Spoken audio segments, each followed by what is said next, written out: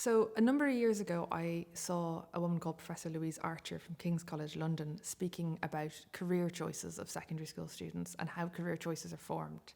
And she had done some really interesting research reaching all the way back to primary school age that found, by and large, people want to become things that they already think they're like. And the defining factor, she was particularly interested in STEM careers, so that's science, technology, engineering and mathematics, because it's a burning concern of many governments in Europe at the moment, is how we get enough people into those career areas. And she was wondering where a person who thinks they want to be an engineer comes from, where a person who thinks they want to be a doctor comes from, and likewise where a person who thinks they want to be a hairdresser comes from.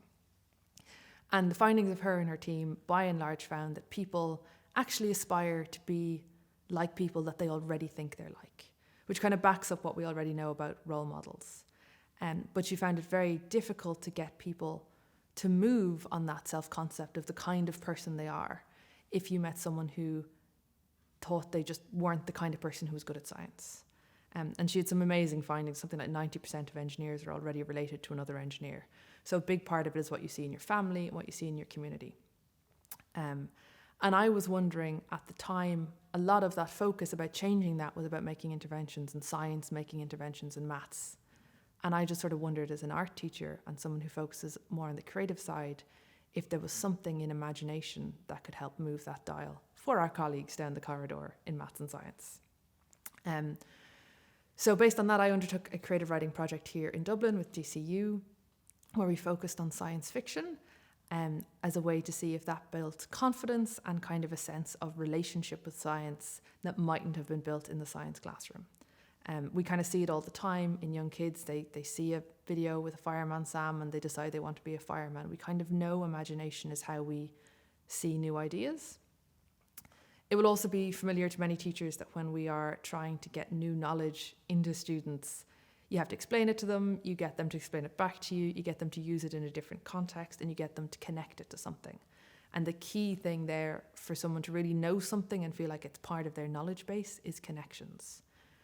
So if you can connect a scientific concept to a superhero that you made up, if you can take an idea that you didn't really get in science, but it's now a really cool story about a plague, we had a few of them, you're kind of taking ownership of something that previously you felt wasn't for you.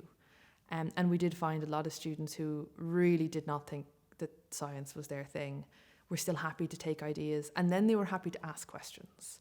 So because they were trying to create something with the science, they'd be getting on to the physics lectures at DCU going, well, if I wanted to build a rail to the moon, what would I need it to be built of? And then it discovers the moon moves. So, okay, well, if the moon moves, what do I have to do with my rail system? And all this kind of applying knowledge about planetary bodies that they wouldn't have engaged with normally because they are owning it and turning it into something else. Because of the pandemic, we didn't really conclude the research as an outcome, so I can only give you the anecdotal. They seem to really enjoy it.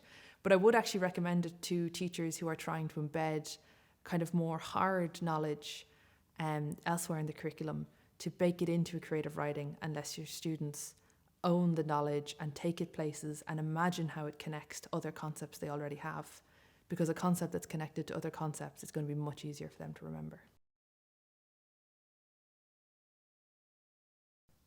So the nice thing about a creative exercise, whether it's creative writing or drawing or any other kind of creativity, is that it does again center the creator as an expert, and it allows you also to break the rules because you're being creative.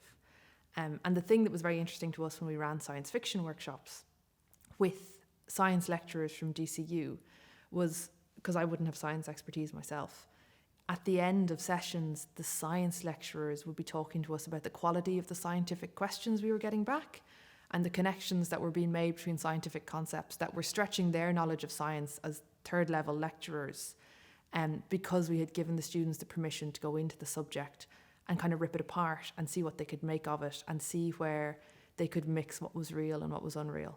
And by and large, students knew when they were making stuff up and when they were working with actual science. Don't think it was confusing for them.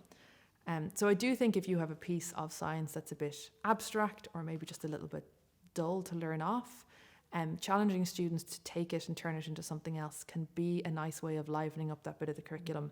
And for students who maybe struggle to access it, you're allowing access where maybe normally their experience is of not being able to get into it at all.